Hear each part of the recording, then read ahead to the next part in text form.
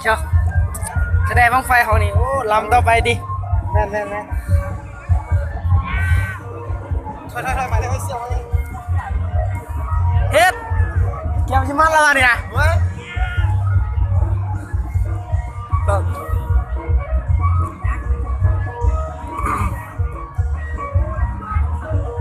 เฮ็ด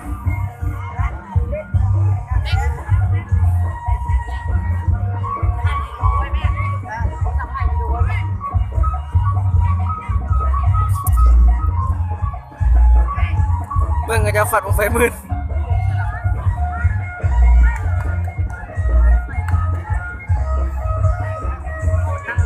เอ้าปลาได้กี่ขึ้นล่ะจากปลาได้ชิมัดบุมองไฟอยู่ใส่บุแหละขอมองไฟอยู่นะมองไฟอยู่รถจะเป็นพลาดเด้ถ่ายไป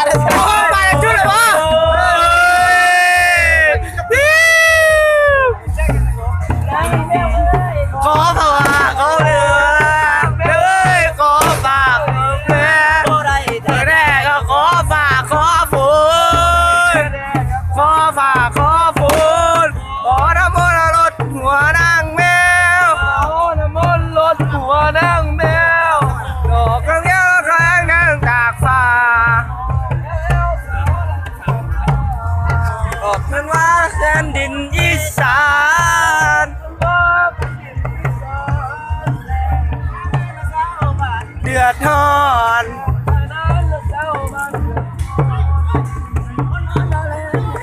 เขาชิมันแล้วเขาชิมันแล้วเขาจะบอกแล้วเขาชิมันแล้วเด้อสู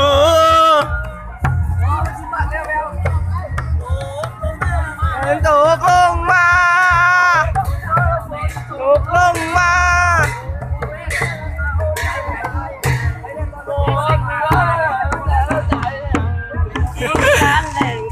อยู่กินไปน้ำตาไหลแทนฝนทนแล้วตาไหลแทนฝนทนแล้วของน้ำแมวเชิญเธอแถวฝนน้ำแมวเอวบ้าขอฝน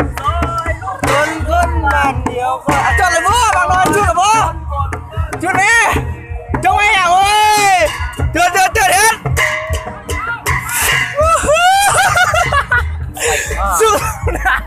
สู้ถอยออกมาเลยออกมารัดบอกเจ้าออกมาบอกเจ้าออกมาบอลเขาสิมัดแล้วออกมา